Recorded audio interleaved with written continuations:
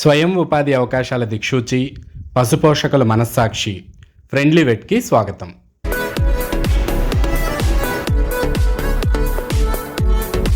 పశుపోషణలో అనుభవము, కష్టపడే తత్వం. కష్టం అంటే ఇలాంటి కష్టం కాదండోయ్, ఇక్కడ చూస్తున్నాం కదా అది. దాంతోపాటు స్థానికంగా మార్కెట్ ఉండటం, మేలైన యాజమాన్య పద్ధతులు అవలంబించటం, సకాలంలో మేలైన పశువైద్యం అందుబాటులో ఉండటం వలన పశుపోషణను ఒక చిన్న పరిశ్రమగా వృద్ధి చేసుకొని గడిచిన 22 సంవత్సరాల నుంచి కుటుంబ జీవనాన్ని సాగిస్తున్న ఓ రైతు యొక్క సక్సెస్ స్టోరీని మనం చూద్దాము. ఈ వీడియో కనుక మీకు నచ్చినట్లయితే లైక్ చేయండి. మరిన్ని స్వయం ఉపాధి పశుపోషణ వీడియోల కోసం సబ్స్క్రైబ్ చేసుకోండి. మాది కొండమట్ల గ్రామం, ఈపూరు మండలం.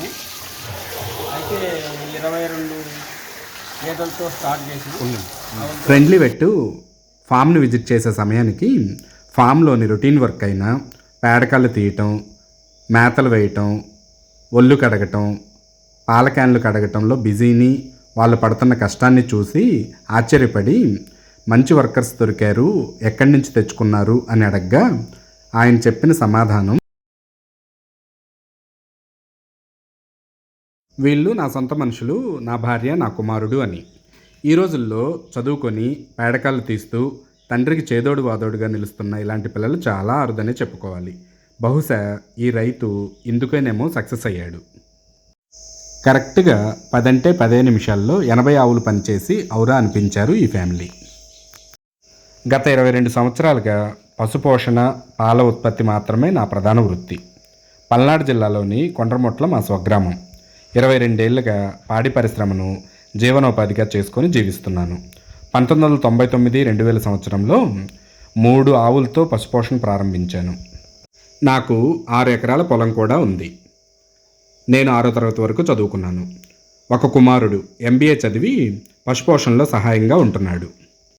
మేలైన పశువైద్య సేవలు, కృత్రిమ గర్భోత్పత్తి అందుబాటులో ఉండటం వలన త్వరితగతిన పశు సంపద అభివృద్ధి పరుచుకోవటం జరిగింది.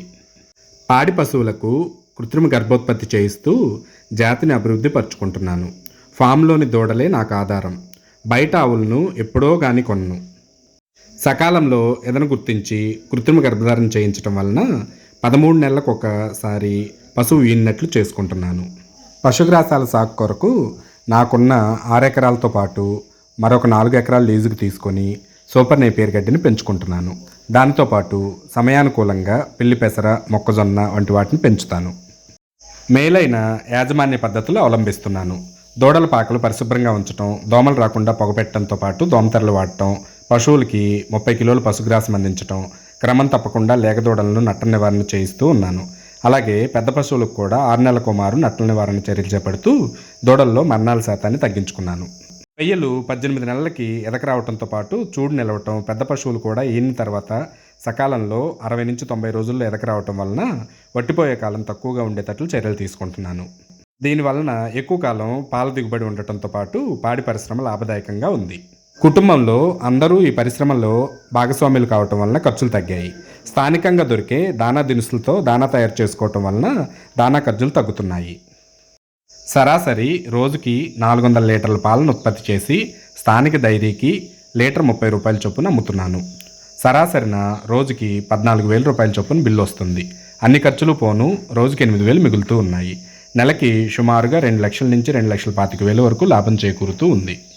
పశుపోషణలో అనుభవము, కష్టపడే తత్వము, స్థానికంగా మార్కెట్ ఉండటం, మేలైన యాజమాన్య పద్ధతులు అవలంబించటం, సకాలంలో మేలైన పశువైద్యం అందుబాటులో ఉండటం వలన పశుపోషణను గడిచిన 22 సంవత్సరాలుగా ఒక చిన్న పరిశ్రమగా వృద్ధి చేసుకొని కుటుంబ జీవనాన్ని సాగిస్తున్న ఒక రైతు యొక్క సక్సెస్ స్టోరీని చూసాం కదండి.